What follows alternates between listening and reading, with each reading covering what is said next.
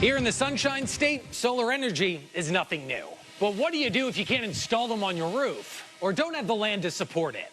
But as we learned, there's one feature that stands out in Florida: water. And that vast resource could be the next frontier for renewable energy. So this is a pilot project. It's a bit smaller scale so that we can test out limitations. Right now, Duke Energy Florida is experimenting with floating solar, Testing out specially designed panels that float on the water's surface. In tonight's cover story, ABC 7's Alex Howard paid a visit to the Hines Energy Complex in Bartow, Florida, to see firsthand how it works. He explains how it could kill two birds with one stone and improve Southwest Florida's water quality. Efficiency. It's all about efficiency. The more efficient that we get with things, the lower your power bill gets. Hines Energy Complex in Bartow, Florida, despite being almost invisible from the road, is capable of powering more than 2 million homes a year.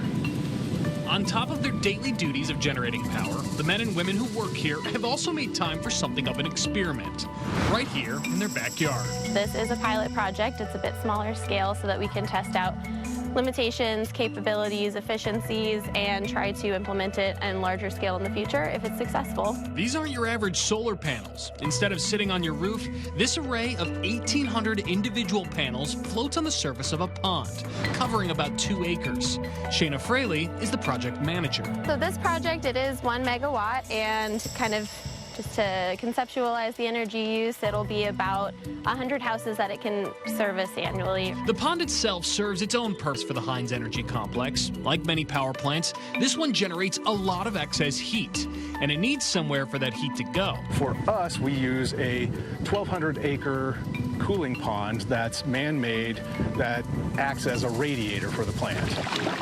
That unusually warm water, plus the Florida sunshine, equals a pretty serious evaporation problem, solved only by piping in more water. Yeah, so we evaporate somewhere between 15 and 25 million gallons of water a day, and we don't have a makeup to refill this pond outside of what we're doing.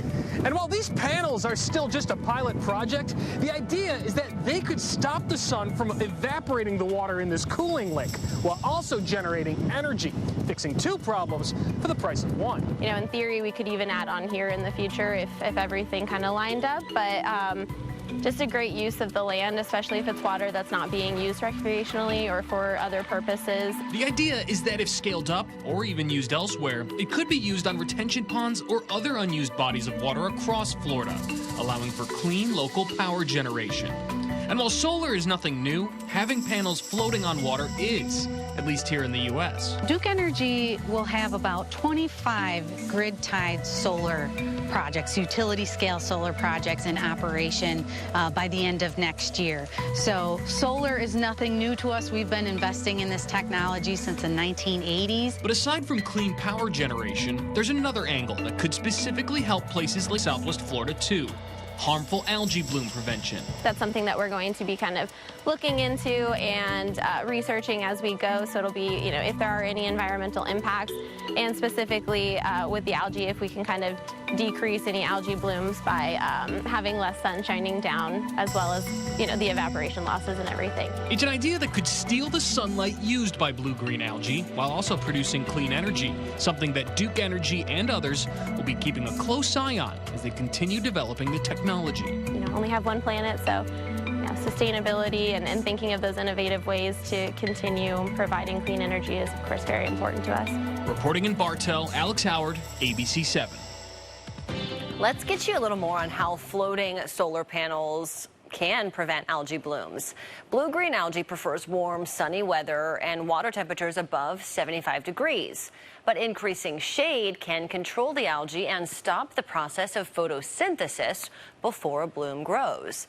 The city of Cape Coral already uses another form of water management: bubble curtains. Increasing water circulation can also reduce algae.